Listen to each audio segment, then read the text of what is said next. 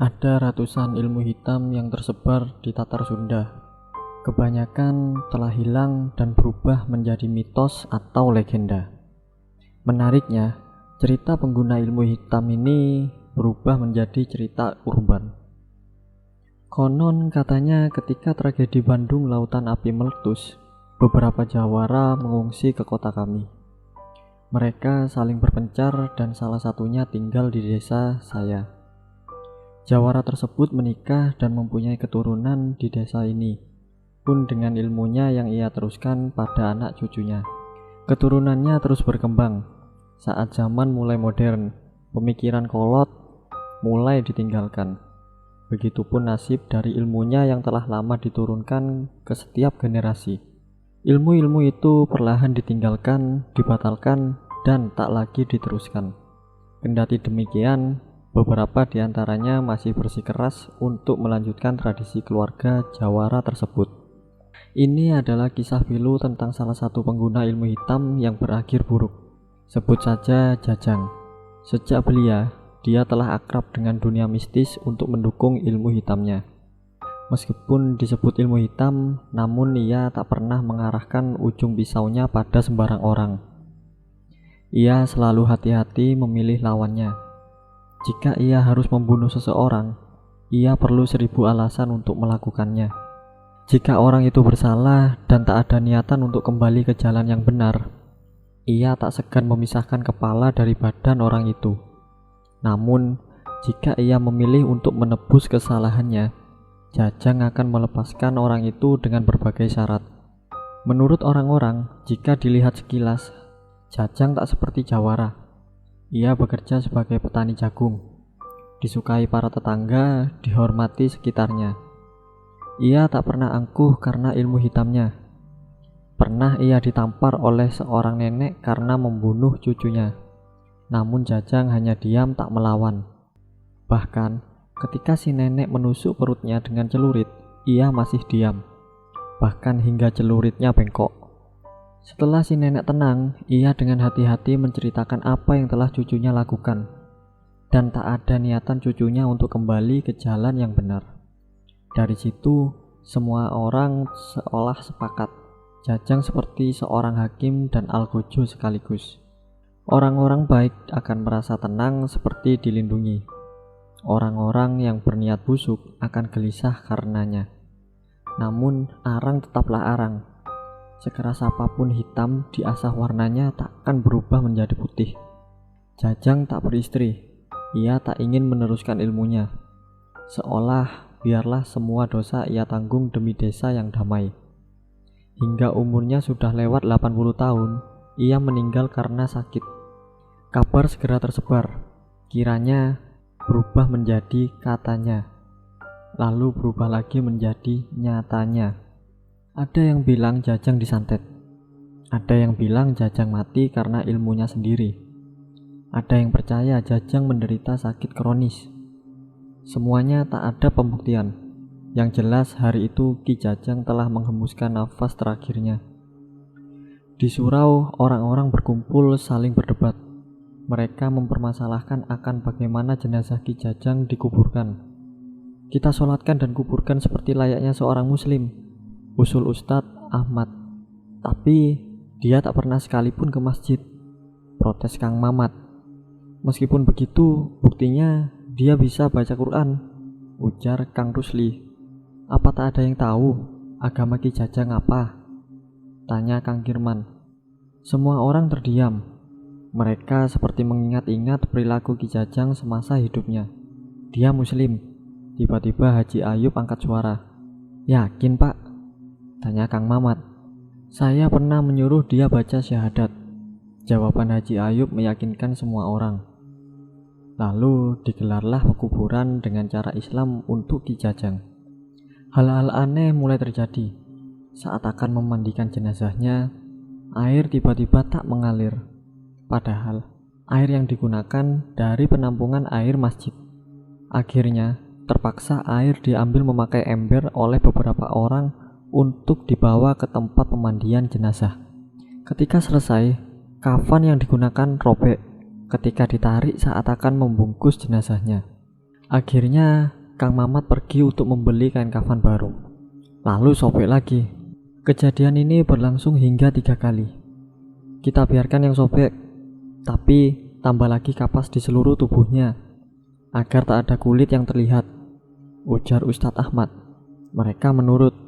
Saat jenazahnya akan telah dimasukkan dalam keranda dan akan disolatkan, bau amis bercampur busuk keluar dari sana, hingga membuat orang-orang yang awalnya ikut menyolatkan muntah-muntah. Hal itu juga terjadi pada Pak Haji Ayub dan Ustadz Ahmad. Namun, pada akhirnya hanya Haji Ayub dan Ustadz Ahmad yang berhasil bertahan hingga prosesi penyolatan jenazah dapat dilakukan. Ketika keranda akan dibawa ke pemakaman desa, orang-orang yang sudah menutup hidung dan mulutnya dengan kain seadanya tak sanggup mengangkat keranda. "Pakai mobil bak terbuka punya saya aja, Pak," usul Kang Kirman.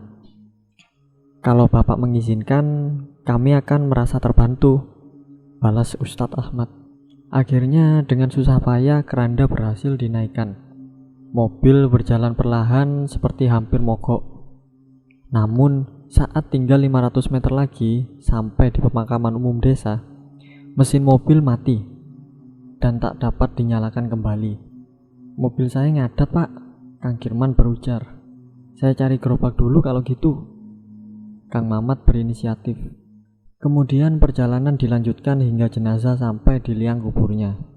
Pun ketika sampai, liang kubur baru setengah selesai digali. "Kenapa belum selesai?" tanya Ustadz Ahmad. "Kita juga heran, Pak. Tanah merah begini tiba-tiba jadi keras dan sulit." Kang Wardi menjawab sambil terengah-engah.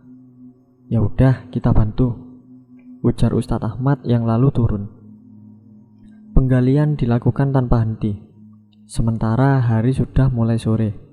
Bahkan mereka harus bergantian sholat asar di musola kecil yang letaknya tak jauh dari makam.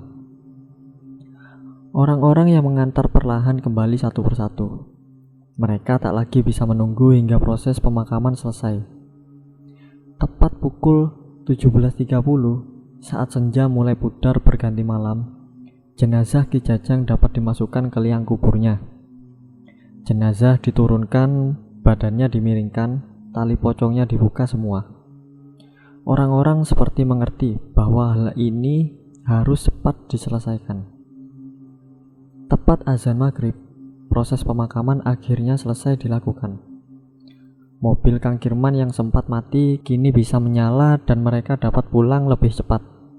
Semua orang akhirnya kembali. Seluruh tubuh seolah dihantam lelah tanpa ampun. Malam itu tak satupun dari mereka bertahan hingga pukul 9 malam. Dengkuran, sambutan mimpi segera mereka peluk.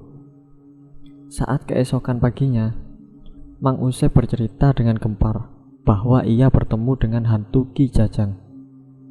"Jam 3 pas saya ke pasar.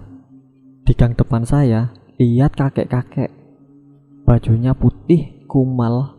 Awalnya saya kira dia gelandangan atau orang gila. Dia berdiri diam. Pas saya lewatin, dia nengok, ternyata Ki Jajang.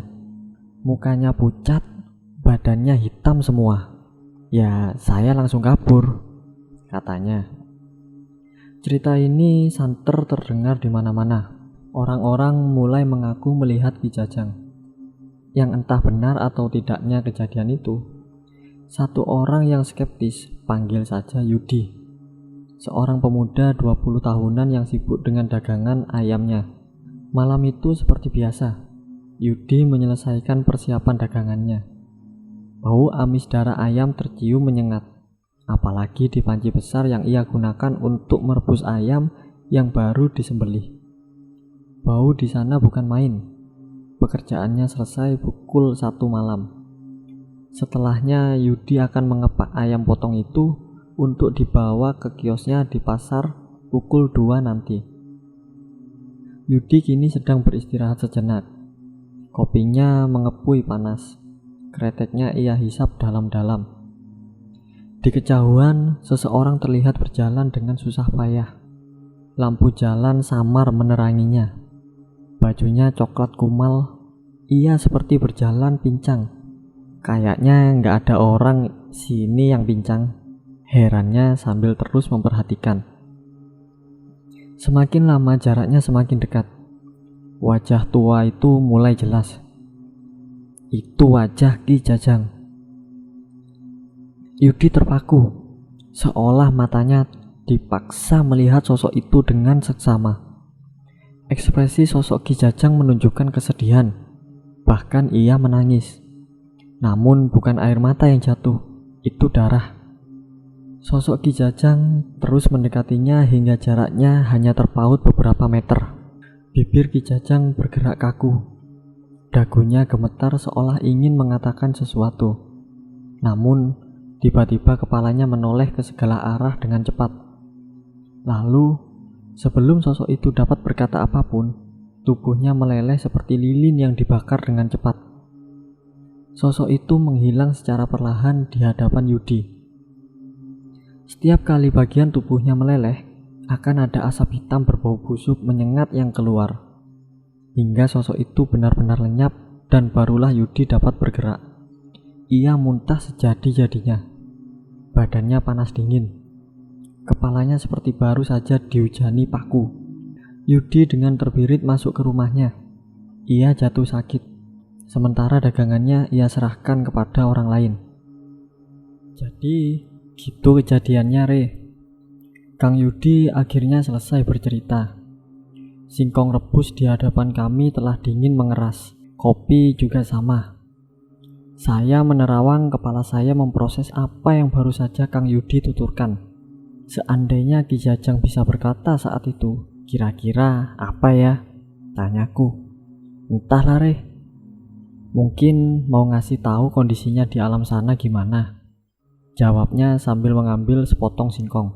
Saat kami sedang sama-sama terdiam, perlahan tercium bau busuk bangkai entah dari mana. Reh, sebelum Kang Yudi selesai bicara, jangan diomongin, kita masuk rumah aja. Aku menarik tangan Kang Yudi. Ia juga sama paniknya denganku. Malam itu, kami sama-sama tak dapat tidur.